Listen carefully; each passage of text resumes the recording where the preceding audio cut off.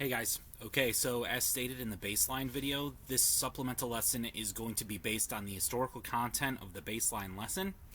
For this particular supplement, I would like you to choose one of the period cultures from the slideshow and draw a form in the style of that culture period. For this assignment, there are three criteria. First, I want you to draw from a reference. You can draw from observation or a photo, it's totally up to you. The important thing is that you're looking at something while you're drawing or painting. Second, I also want to see value.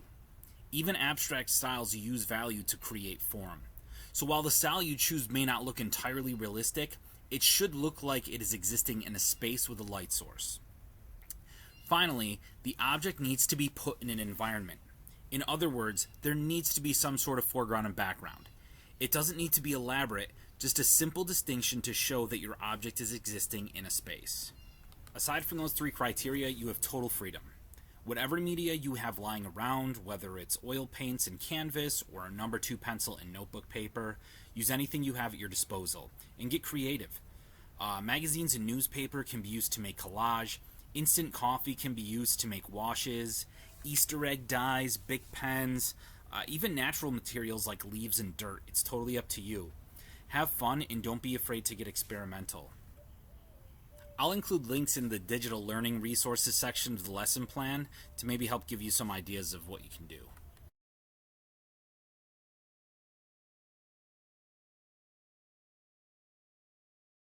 Okay, so for this assignment, we are supposed to choose a culture period that we like from the slideshow in the baseline lesson and use that style to create our own piece of artwork. So for my example this week, I'm going to choose Cubism, which was mentioned in the worksheet, and at least 2 Cubist artists were shown in the slideshow, Marcel Duchamp and Pablo Picasso. While neither of these artists worked exclusively in a Cubist style, they are both famous for their contributions to Cubism.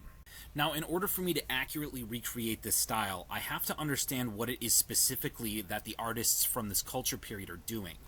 If you just wanted to use the artist and culture period from activity 2 of your baseline lesson, you'd probably already know enough to get started. But if you don't feel like you know enough to get started, do some more research. Cubism, for example, isn't as straightforward as something like hyperrealism, where the goal is obviously just to try and copy something as accurately as possible. There appears to be a lot going on with this technique, so I will need to at least do a little research to figure this one out. A good place to start would be just to look up the term. A quick Google search gives me this definition. According to this, Cubism uses multiple viewpoints at the same time and uses simple geometric shapes. Between that and the examples I've seen, I think I have enough to recreate this. Next, I need to choose my subject.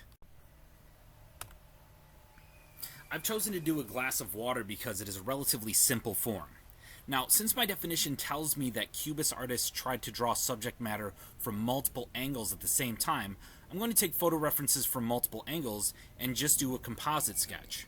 I'm sure you remember that term from class, but just to refresh your memory, a composite sketch is when we do a drawing by taking elements from multiple references and combining them in one drawing. So here, maybe I will take the top of one glass, the body from a different perspective, and then a shadow from a third perspective. I'm also going to include the wall and some of the boards because remember, I need to have some indication of space. Now I'm going to add color and value. You don't have to add color, but I'm going to use paint because I happen to have some at my house. Notice I'm keeping the strokes pretty heavy, not doing a lot of blending. That's because, while it's not mentioned in the definition, the Cubist paintings I saw were very painterly, meaning that the brushstroke was very noticeable. So I'm going to try to keep true to that. And that's it, guys. When you're done, take a picture of your reference and your artwork, attach them in an email with your name, class period, and assignment name in the header. Good luck!